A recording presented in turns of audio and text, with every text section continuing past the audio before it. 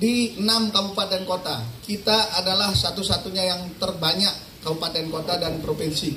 Waktu itu ada Provinsi Bali, Babel, dan DIY. Bali yang terbaik. Berikutnya 2024 Pileg Pilpres, satu-satunya KPU provinsi dan kabupaten kota yang tidak ke MK adalah Bali dan kabupaten kotanya.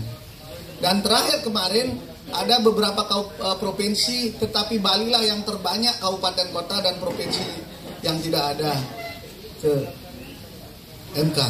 Ya, kalau DIY tidak ada karena dia provinsi tidak ada.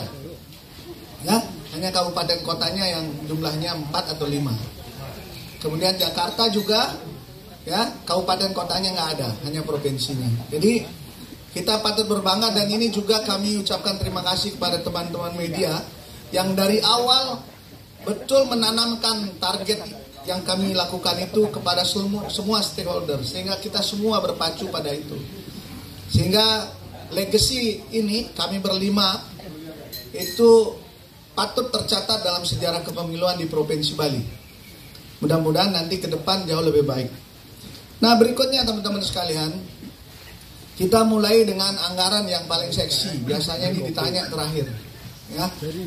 Anggaran setelah kami cek, ya, dan kita proyeksikan sampai Februari tahun 2025, karena kita akan mengembalikan anggaran itu paling lambat 3 bulan setelah penetapan calon terpilih.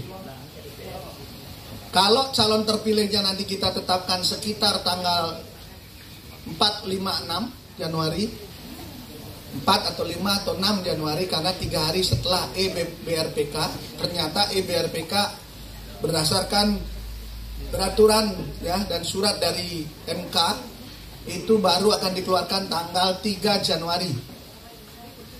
Ya. Selanjutnya Bapak Ibu sekalian, kita sudah menghabiskan perkiraan saja, maksimal akan kita habiskan anggaran 50%. Jadi sekitar 70-an miliar dari 155 miliar yang sudah ada di NPHD. Artinya apa?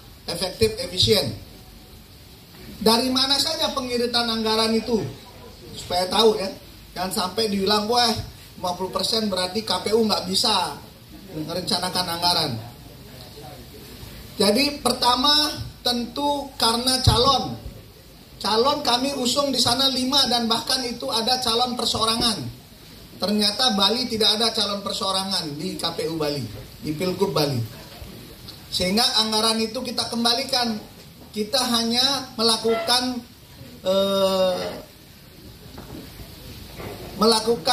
pemberian dukungan kepada 2 pasangan calon, utamanya untuk kampanye, ya, hanya 2 pasangan calon, sisanya kita kembalikan. Berikutnya adalah kita banyak mengembalikan untuk Pokja, karena Menkyu itu mengeluarkan edaran bahwa Pokja yang boleh dikeluarkan maksimal 5 Pokja setahun, dan kami hanya boleh menikmati maksimal 2 Pokja, ya, komisioner. Jadi itu Pokjanya hampir 20 Pokja, jadi kita kembalikan. Berikutnya efisiensi terhadap perjalanan dinas yang tidak penting nggak jalan. Pengadaan barang dan jasa, saya minta Pak Sekretaris, kalau masih komputer masih bagus, semua masih bagus, jangan beli. Kita kembalikan. Ya. Selanjutnya barulah, karena target kita tidak ke MK, maka anggaran yang cukup besar untuk PHPU itu tidak dikeluarkan 1 rupiah pun. Ya. Jadi itu, sehingga kalau dibilang pilkada mahal, pilkada serentak kali ini sangat murah dibandingkan pilkada-pilkada sebelumnya.